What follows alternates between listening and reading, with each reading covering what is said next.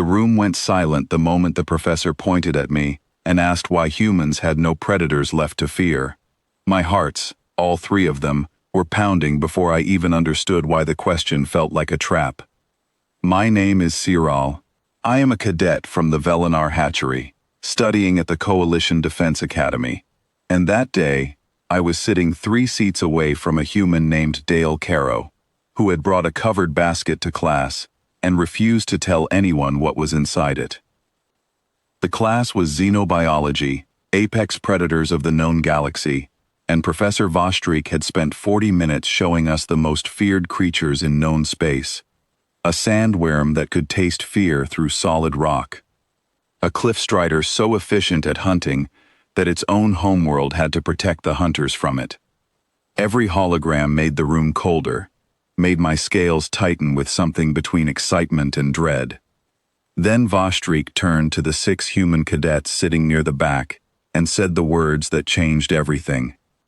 He said humanity had wiped out every dangerous creature on its homeworld, that its ecosystem was empty of fear, that humans lived without a single natural threat above them.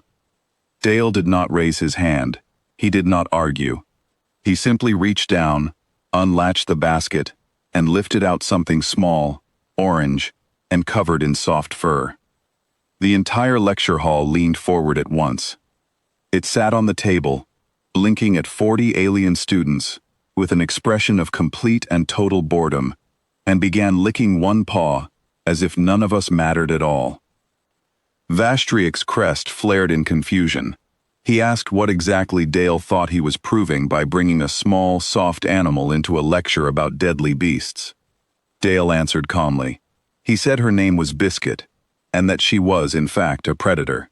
A small one, a domesticated one, but a real one, with real teeth, real claws, and reflexes faster than anything in the room could imagine. Nobody laughed.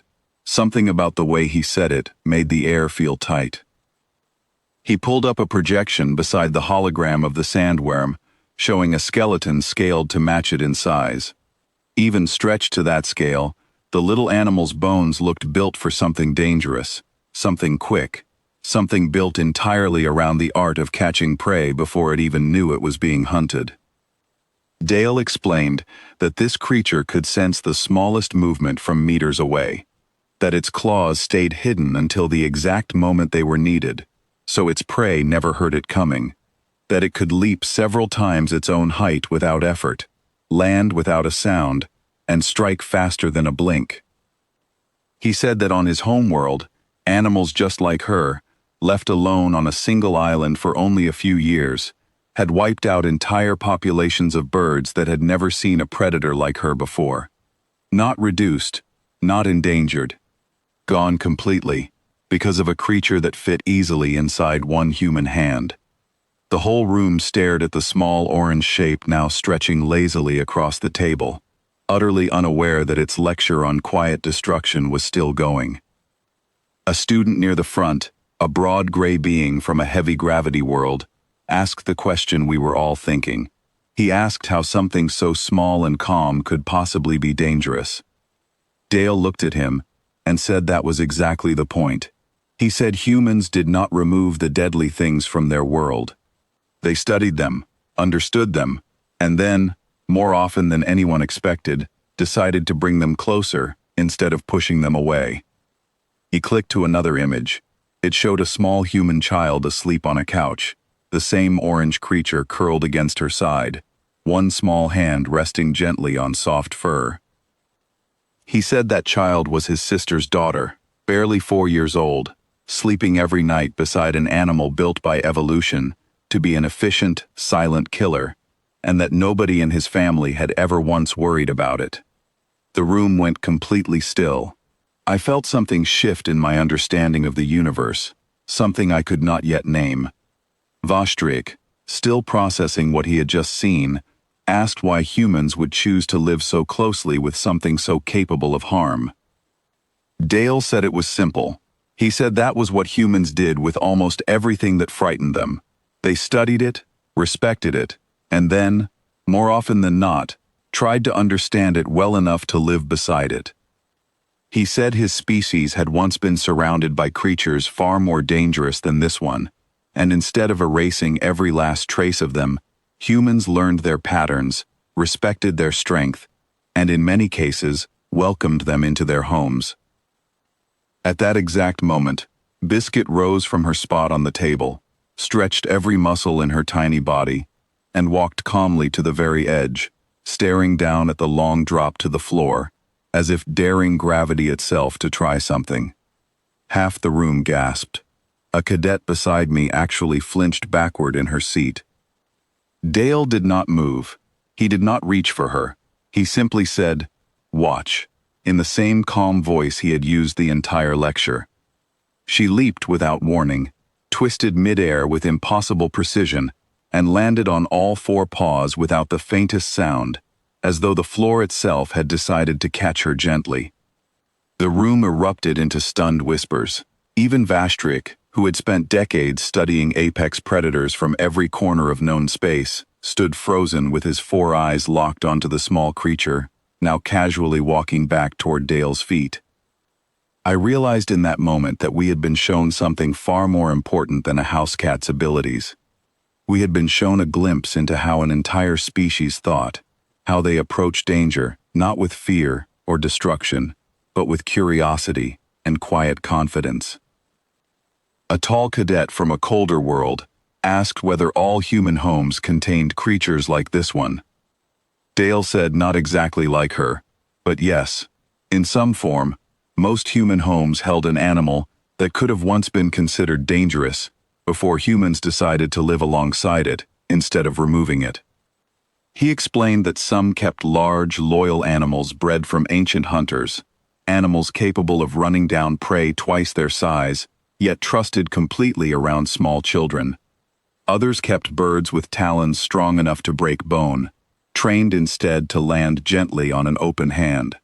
He said humans had spent thousands of years turning fear into partnership, one patient generation at a time.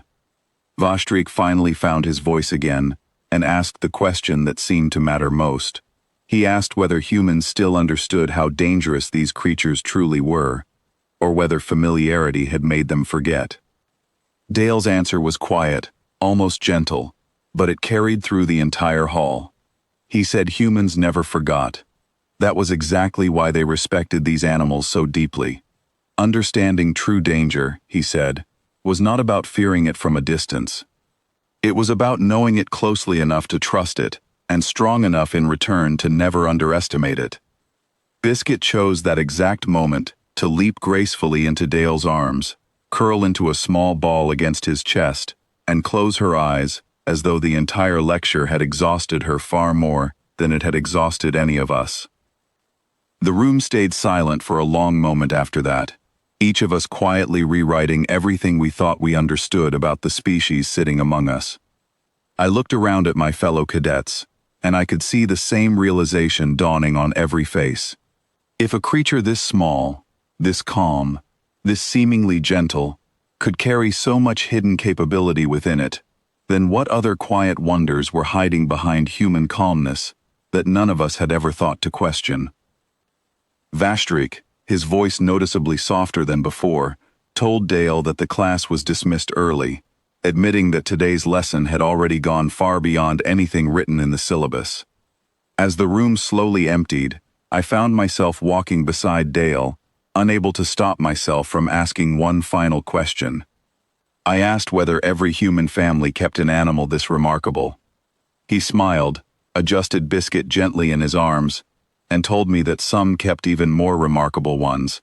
Animals far larger, far older in instinct, animals that had once ruled entire forests before choosing, generation after generation, to walk beside humans instead of away from them.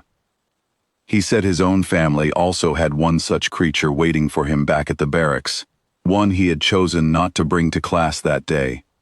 When I asked why, his answer was simple and calm, delivered without a hint of exaggeration. He said that particular animal would have tried to make friends with the entire lecture hall within minutes, and he thought it best to introduce us to danger slowly, one gentle lesson at a time. I did not know, in that moment, whether to feel amused or unsettled. But I understood one thing with complete certainty. Every assumption I had carried into that classroom about danger, about predators, about the quiet species walking calmly among the stars beside us, had been reshaped in less than 1 hour. As I walked back to my quarters that evening, replaying every second of the lecture in my mind, I found myself glancing occasionally toward the shadows of the corridor, wondering, for the very first time since arriving at the academy, what else humanity had quietly chosen to keep close, patient, and calm, right beside them.